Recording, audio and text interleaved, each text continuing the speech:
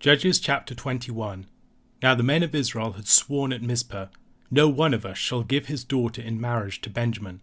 And the people came to Bethel and sat there till evening before God, and they lifted up their voices and wept bitterly. And they said, "O Lord, the God of Israel, why has this happened in Israel, that today there should be one tribe lacking in Israel?" And the next day the people rose early, and built there an altar, and offered burnt offerings and peace offerings. And the people of Israel said, "Which of all the tribes of Israel did not come up in the assembly to the Lord?" For they had taken a great oath concerning him who did not come up to the Lord to Mizpah, saying, "He shall surely be put to death." And the people of Israel had compassion for Benjamin their brother, and said, "One tribe is cut off from Israel this day. What shall we do for wives for those who are left, since we have sworn by the Lord that we will not give them any of our daughters for wives?" And they said, "What one is there of the tribes of Israel that did not come up to the Lord to Mizpah?" And behold, no one had come to the camp from Jabesh-Gilead to the assembly. For when the people were mustered, behold, not one of the inhabitants of Jabesh-Gilead was there. So the congregation sent 12,000 of their bravest men there, and commanded them, "Go and strike the inhabitants of Jabesh-Gilead with the edge of the sword, also the women and the little ones. This is what you shall do. Every male and every woman that has lain with a male you shall devote to destruction." And they found among the inhabitants of Jabesh-Gilead 400 young virgins who had not known a man by lying with him, and they brought them to the camp at Shiloh, which is in the land of Canaan. Then the whole congregation sent word to the people of Benjamin who were at the rock of Rimmon, and proclaimed peace to them. And Benjamin returned at that time, and they gave them the women whom they had saved alive of the women of Jabesh-Gilead, but they were not enough for them. And the people had compassion on Benjamin, because the Lord had made a breach in the tribes of Israel. Then the elders of the congregation said, "What shall we do for wives for those who are left, since the women are destroyed out of Benjamin?" And they said, "There must be an inheritance for the survivors of Benjamin, that a tribe not be blotted out from Israel. Yet we cannot give them wives from our daughters." For the people of Israel had sworn, "Cursed be he who gives a wife to Benjamin."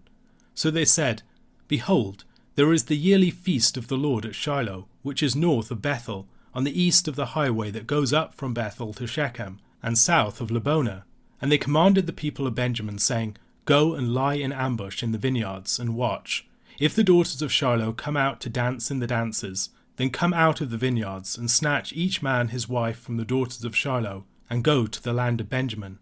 And when their fathers or their brothers come to complain to us, we will say to them, Grant them graciously to us, because we did not take for each man of them his wife in battle, neither did you give them to them, else you would now be guilty."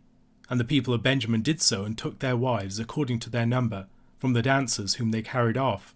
Then they went and returned to their inheritance, and rebuilt the towns and lived in them. And the people of Israel departed from there at that time, every man to his tribe and family, and they went out from there every man to his inheritance. In those days there was no king in Israel. Everyone did what was right in his own eyes.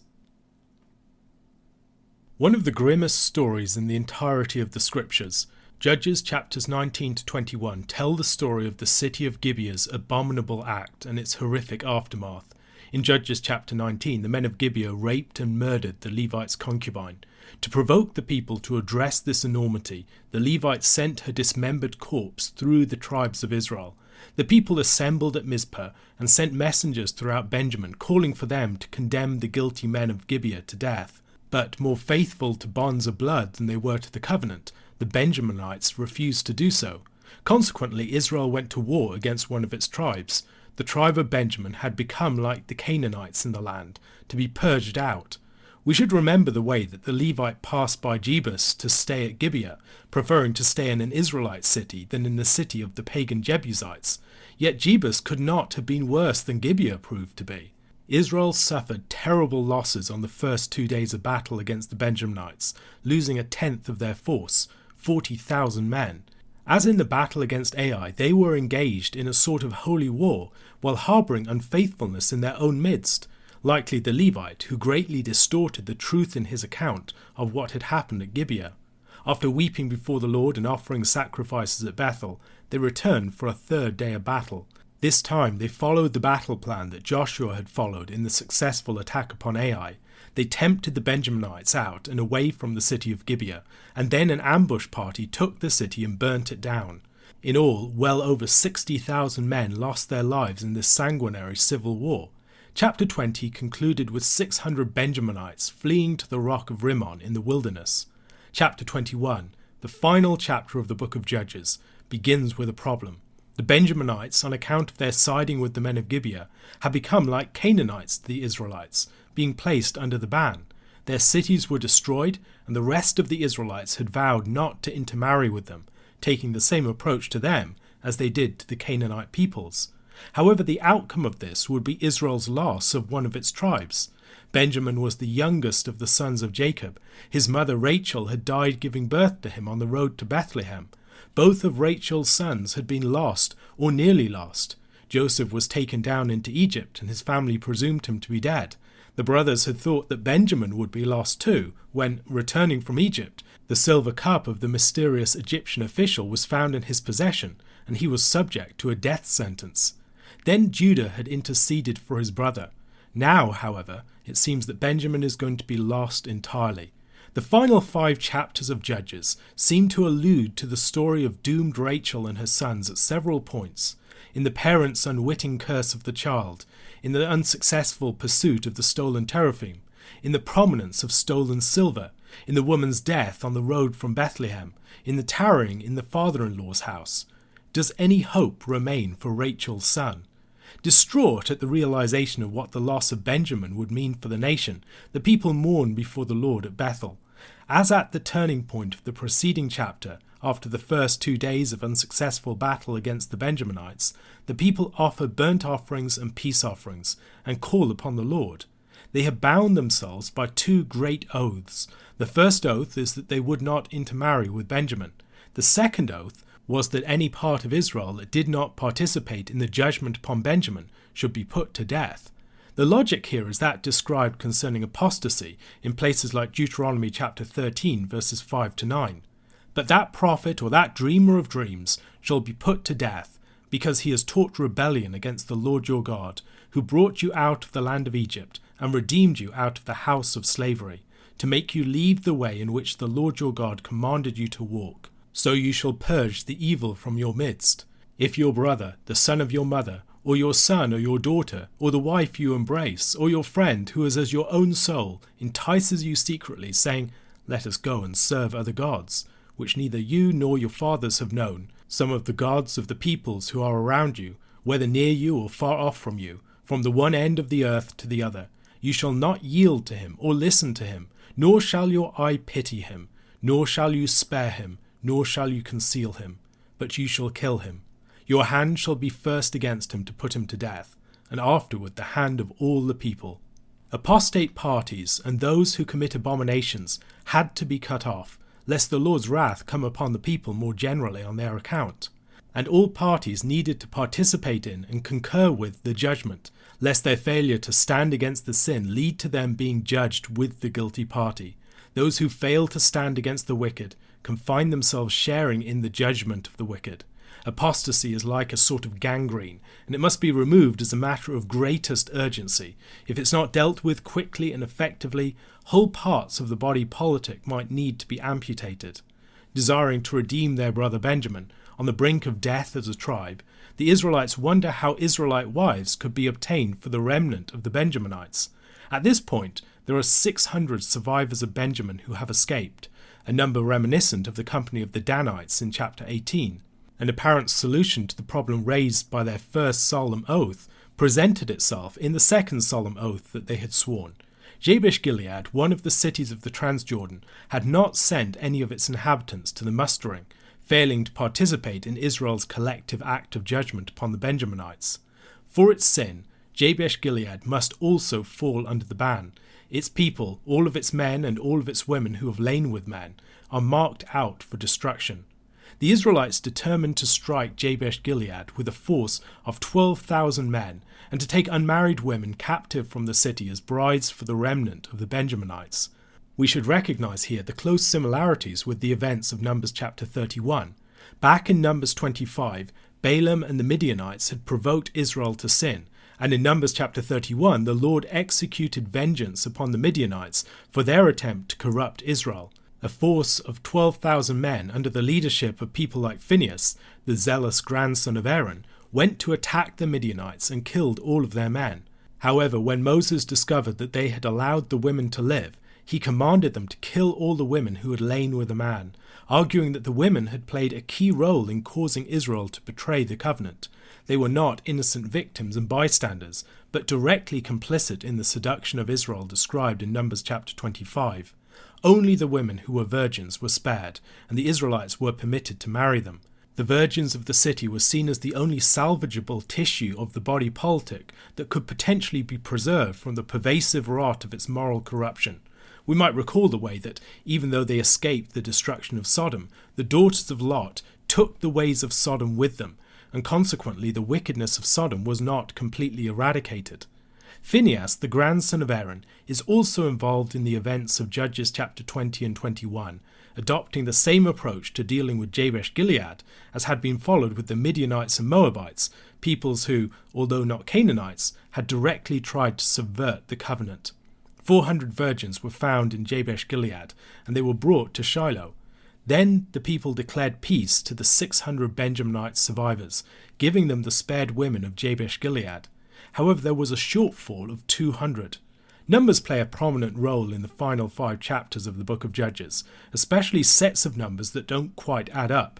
Micah's mother used 200 pieces of silver of the 1,100 stolen pieces of silver to make the images back in chapter 17. In chapter 20, the numbers of deaths don't tidily add up, and the numbers 1,100, 900, and 200 might be alluded to within them in different ways. Now, once again, there is a shortfall. The numbers aren't adding up, and there is a need for 200 more women. The Israelites, however, still have the problem that, on account of their oath, they cannot give their daughters to the Benjaminites. They ended up settling upon a plan to address the problem that they wanted to give Israelite wives to the Benjaminites, but could not directly do so without breaking their vow. There was a yearly religious festival in Shiloh, and the virgin daughters of Shiloh would come out to dance in the dances. The Benjaminites were to wait in ambush in the vineyards, perhaps implying, as Trent Butler suggests, that the festival was connected with the grape harvest, and each of the 200 men lacking a wife was to snatch a wife for himself from the Shiloh virgins. By the Benjaminites seizing the women, the fathers of the women could be held innocent of breaking the oath. The women had been taken, not given. Perhaps we are supposed to see some similarity between the Benjaminites' ambush and the tempting of people away from the safety of the city, and the means of Israel's defeat of Gibeah in the preceding chapter. Verse 22 is a bit convoluted and difficult to interpret, with some commentators speculating that the men of Shiloh had taken female captives from Benjamin for themselves, or were otherwise responsible for the shortfall of wives for the Benjaminites. As Barry Webb observes, when the men of Shiloh protested, they were to be told to accept the abduction of their daughters and sisters as a fait accompli, much as the Danites expected Micah to accept the loss of his images. The story of Judges chapter 21 is reminiscent of the rape of the Sabine women in the early history of Rome. The story of Judges ends in a manner like the end of the book of Joshua, with the people all returning to their inheritance. The problem of the near loss of Benjamin has been addressed, but the solution is a very ugly one. A story that began with Benjaminites in Gibeah seizing one woman and abusing her ends with them seizing 200 virgins for themselves after incredible intervening loss of life. While in the context this presents itself as a solution to the immediate problem of the Benjaminites' need for wives, it raises a host of further unsettling considerations and questions. There is no clean and tidy response to pervasive iniquity, and as we see in Judges chapters 17 to 21 more generally, sins mutate and compound. Even if we were to believe the abduction of the virgins of Shiloh represented a legally justified solution to the Benjaminites' problems, we should recognize that it greatly adds to the number of victims. Where sin is allowed to grow unaddressed, there are no neat solutions to its injustices, just more brutal and bloody blows of the sword of justice. The story began with one woman being taken by force, and even though they haven't been killed like the Levite's concubine, now 600 women have been taken by force, an entire tribe almost lost to the nation. The book of Judges began with a woman's hand being offered as a reward for a military victory, as Caleb gave his daughter Achsah to Othniel. It ends with 600 women being taken through such military victory. Edith Davidson also observes the way that this final episode of the book evokes the memory of Jephthah's daughter. Jephthah's daughter, the unfortunate child who was dedicated through her going out of the door of the house, has similarities to the Levite's concubine, who was thrust outside of the door, dedicated as a sort of perverse sacrifice to save the Levite's skin. Now 200 other women, coming out of their houses in the city, are appointed as victims, supposedly to set things right. Jephthah's daughter's story ended with her lamenting her virginity, and with an annual women's feast. The dance at Shiloh also involves annual festivities celebrated by women. However, now the women appointed as sacrifices on account of men's vows are devoted because they are virgins. Israel may sacrifice its sons in battle and its daughters in forced marriages for its sins, but while such losses may be inflicted by the sword of justice, they can never set things right. Judges chapter 21 and the book of Judges more generally ends with everyone returning to their inheritance. This ending recalls the end of the book of Joshua, where a similar expression is found in chapter 24 verse 28. The expression suggests that some sort of resolution has been reached, and indeed Benjamin has been saved. There is some element of a positive outcome here. The 11s of the preceding chapters have been replaced by 12s, 12,000 men going up against Jabesh-Gilead, and 1,200 Benjaminites with their wives. However, Israel at the end of this chapter is a much reduced Israel, an Israel that has suffered bitterly for its sins. Considering the presence of Phineas, Aaron's grandson, in these concluding episodes of the book, it is apparent that these events occurred very early in the historical period covered by the book of Judges. It's placed out of chronological sequence, presumably because it helps to characterize the entire period of the Judges. The stories of Judges 17 to 21 reveal the way that, when unaddressed, the rot of iniquity can spread throughout an entire nation, bringing judgment upon everyone and producing countless victims. The book concludes with the repeated refrain of the book: "In those days there was no king in Israel, everyone did what was right in his own eyes." We likely find subtle reflection upon themes associated with the kingdom in these concluding chapters. Gibeah and Bethlehem, the birthplaces of Saul and David, respectively, are prominent throughout. There are lots of anticipations of the story of Saul. The fact that the future royal city of Jerusalem has not yet been taken from the Jebusites is highlighted in chapter 19. Yet the period of the Judges is a dark period, a period within which the people are fracturing and warring against themselves. A book that began chiefly with wars against surrounding nations is increasingly dominated by conflict within the nation itself. Jephthah's war against the Ephraimites and the war against the Benjaminites. Judges is a book that steadily descends into an increasing darkness. In its final words, the period is characterized, and there is an implied anticipation of a better time, of a king who will come to deliver the people from their enemies, and ultimately from their own sins. A question to consider: how does the story of Judges chapter 21 help us better to read the story of Saul in 1 Samuel?